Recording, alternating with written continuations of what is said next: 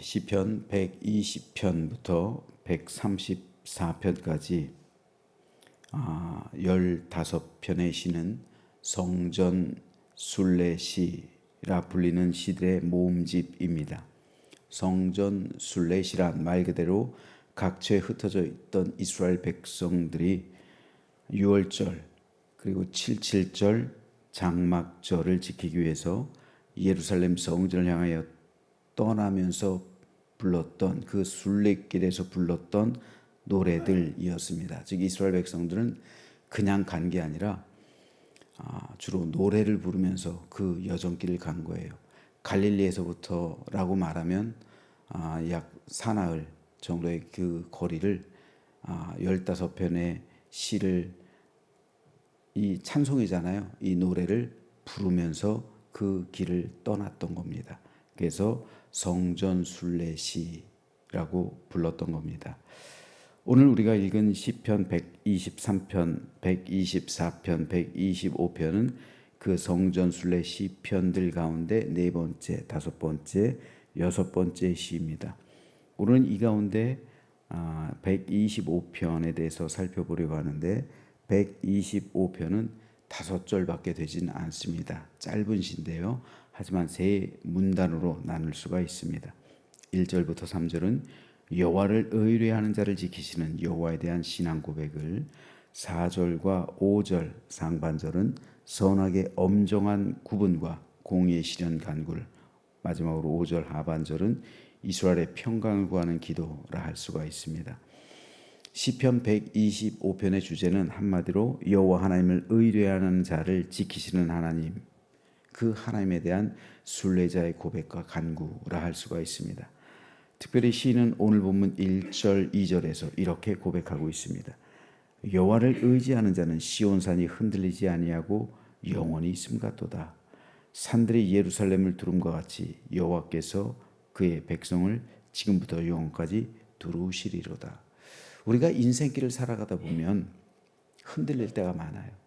인생의 위기를 가운데 우리의 삶의 뿌리가 뽑혀나가는 것처럼 괴롭고 아프고 힘들 때가 많습니다. 그 절망적인 순간 속에서 어찌할 바 모르고 흔들리고 요동칠 때가 많이 있다는 거예요. 그 가운데 있는 백성을 향해서 오늘 특별히 여호와를 의뢰하는 자를 향한 시인의 신앙 고백입니다. 여기서 시인은 여호와 하나님을 의지하는 자는 시온산이 흔들리지 않고 영원히 있음 같다 고백합니다. 그러면서 산들이 예루살렘을 두름과 같이 여호와께서 그의 백성을 지금부터 영원까지 두루실 것이다. 그러므로 그는 안전하게 지켜지고 보호함받을 것이다 라고 고백하고 있습니다. 즉 시인은 여호와 하나님을 의지하는 자, 여호와 하나님을 의지하는 자에게 두 가지의 축복이 따를 것이라고 고백하는데, 첫째, 시온산이 흔들리지 않고 영원히 있음 같다.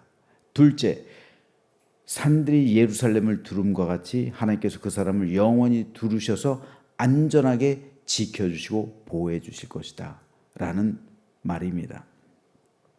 즉 시인은 하나님을 의지하는 사람을 하나님께서 어떤 일이 있어도 흔들리지 않도록 보호해 주실 것이며 그를 둘러 친치셔서 안전하게 지켜주실 것이다 라고 고백하는 겁니다. 예를 돕기 위해서 그림을 한 장 보겠습니다. 지금 보시는 그림은 이제 다윗 시대 예루살렘 성의 모습이에요. 이 예루살렘 성, 즉 다윗성이에요. 그런데 예루살렘 성 주변으로 산들이 둘러싸고 있어요. 저 북쪽에는 유대 광야로 이어지고 있고요. 서쪽에는 우리 주님께서 달리신 골고다 언덕이 있어요. 남쪽에는 시온산이 세워져 있어요. 그리고 동쪽에는 우리 주님께서 자주 기도하셨던 감람산이 있어요. 그래서 성전문은 감람산 쪽을 향하고 있는 거예요. 정문이에요. 그래서 감람산에 메시아가 온다고 지금도 믿고 있는 거예요. 이렇게 예루살렘은 사방이 산지예요. 남쪽은 시온산, 오른쪽은 이 감람산, 서쪽은 골고다 언덕, 북쪽은 유대 광야. 이렇게 산들로 이 산들이 다윗성을 둘러 진치고 있는 거예요. 마치 암탉이 병아리를 품는 형상이라는 거예요. 이 다윗성을 보면은 암탉 안에 있는 달걀, 그렇죠? 암탉 품 안에 있는 달걀, 즉 암탉이 병아리를 품고 있는 형상입니다. 그래서 이스라엘 백성들은 예루살렘을 일컬어 하나님께서 품으시는 사랑과 은혜의 도시라고 말했어요. 이에 대해서 예수님도 이렇게 말씀하신 적이 있습니다. 예루살렘아 예루살렘아 선지자들을 죽이고 내게 파송된 자들을 돌로 치는 자여, 암탉이 그 새끼를 날개 아래 모음같이 내가 네 자녀를 모으려 한 일이 몇 번이더냐. 그러나 너희가 원하지 아니하였도다. 예수님께서는 하나님께서 마치 암탉이 새끼를 품듯이 예루살렘을 품으려 했다 말씀하시는 거예요. 이 말씀이 바로 예루살렘이 암탉이 새끼를 품는 듯한 형상을 하고 있기 때문에 이런 비유의 말씀을 남기신 거예요. 실제로 예루살렘이 그런 형상이기 때문에 예루살렘을 암탉의 비유로 말씀하신 거예요. 하나님께서 그들을 품으려 하셨다는 거예요. 몇 번이나 이렇게 품으려 한 적이 있느냐. 그러나 너희는 선자들을 돌로 쳤다. 너희는 그 품을 벗어났다는 거예요. 그리고 결국 짐승들에게 잡아먹히게 되었다. 이것이 주님의 말씀입니다. 암탉이 그 새끼를 날개 아래 모은다는 것은 외부의 위험과 적들로부터 지켜주고 안전하게 보호해 주는 것을 의미합니다. 아무리 천둥, 번개가 치고 비바람이 몰아친다 할지라도 암탉 안에 있는 그 날개 아래 암탉이 품고 있는 병아리들은 안전해요. 비바람이 불건 어떤 뇌우가 쏟아지건 천둥이 치건 암탉 안에 있는 병아리들은 안전하게 보호받아요. 우리가 생각하는 것 이상으로 암탉의 전투력은 상당히 강하다고 해요. 그 유튜브 영상을 봤더니 코브라하고도 싸워 이겨요. 병아리를 먹으려고 코브라가 이 닭장 안으로 들어왔는데 암탉이 쪼아서 이기더라니까요. 병아리를 한 마리도, 그 병아리들이 뭐 10마리가 넘게 있잖아요. 근데 암탉이 뱀을 쪼드라니까요. 그래서 이겨요. 심지어는 매하고 싸워도 이긴대요. 암탉의 전투력은 상당히 강하대요. 하물며 하나님은요, 암탉이 자기 새끼를 보호하려고 자기 생명 걸고 그렇게 싸우는데 하나님 품 안에 있는 사람을 누가 해칠 수가 있겠습니까? 내 영혼이 하나님 품 안에 있는데 어떻게 사탄 마귀라 할지라도 우리를 넘볼 수가 있겠어요? 감히 세상이 그 누구도, 그 어떤 존재도 하나님 품 안에 있는 나를 위협할 수 있는 존재는 없어요. 문제는 뭡니까? 하나님의 품을 떠났을 때요. 그때가 가장 위험한 순간입니다. 사탄 마귀가요, 하나님의 품 안에 있는 성도를 해할 수는 없어요. 그러니까 할 수 있는 최선의 방법은 뭡니까? 유혹하는 거예요. 하나님의 품을 떠나도록. 그렇잖아요. 하나님의 품을 벗어나도록 유혹하는 거예요. 벗어나면 죽는 거예요. 벗어나도록 하는 거예요. 많은 사람이 이때를 인생의 위기라고 생각합니다. 하지만 인생의 위기가 아니라 하나님의 품으로 들어갈 때예요. 하나님의 품 속으로 돌아갈 때입니다. 탕자가 그랬잖아요. 아버지의 품 안으로 돌아갈 때. 인생의 위기, 인생의 고난과 환난과 역경과 아픔과 절망의 상황 속, 그 상황 속은 어쩌면 우리가 하나님의 품으로 돌아가야 할 때라는 것을 우리에게 가르쳐주고 있는 거예요.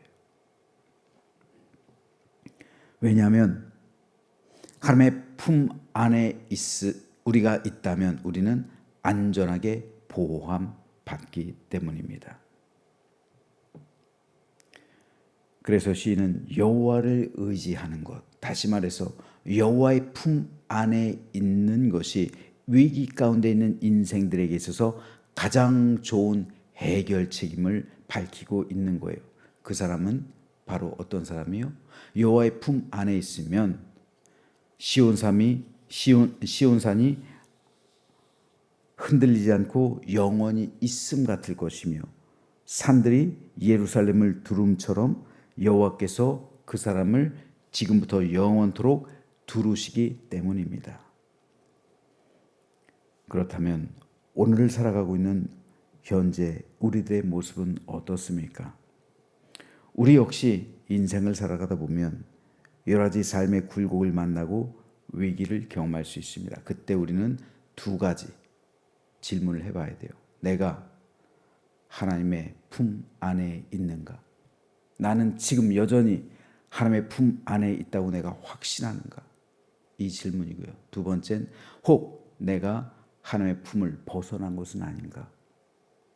내가 하나님의 품을 벗어났다면 여러분 인생의 위기가 두 가지 형태로 다가올 수가 있어요.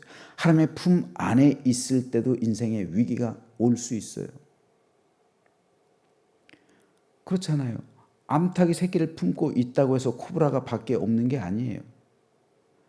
암탉이 새끼를 품고 있다고 해서 비바람이 안 부는 게 아닙니다. 하지만 암탉이 새끼를 품고 있는 한 그 병아리는 안전하게 지켜져요. 그렇기 때문에 이 상황 속에서는 밖에 아무리 위기가 있고 인생의 환난이 있다 할때라도 안전하게 지켜집니다. 하지만 밖에 있을 때가 문제예요. 암탉의 품을 벗어났을 때 그때 위기가 찾아올 수도 있습니다. 그때는 돌아와야 할 때, 하나님의 품에 안겨야 할 때. 그래서 인생의 고난 가운데 힘겨워할 때, 괴로움 가운데 몸부림칠 때, 여러 가지 인생의 위기를 경험할 때 우리는 오늘 본문에서 고백하는 이 시인의 신앙 고백을 나의 고백으로 삼아야 합니다. 그래서 여호와를 의지하는 자는 시온산이 흔들리지 않고 영원히 있음 같도다. 산들이 예루살렘을 두름과 같이 여호와께서 그의 백성을 지금부터 영원까지 두루시리로다 라는 말씀 안에서 우리가 하나님의 품 안에 머물러야 합니다. 그럴 때 우리는 어려움과 인생의 위기 가운데서도 지켜주시고 안전하게 보호해 주시는 하나님의 선한 손길을 경험하게 될 줄로 믿으시기를 바랍니다. 그래서 아픔 가운데 임하시는 하나님의 은혜로 믿음 위에 굳게 서서 승리의 삶을 살아가는 저와 여러분 되시기를 주님의 이름으로 축원합니다.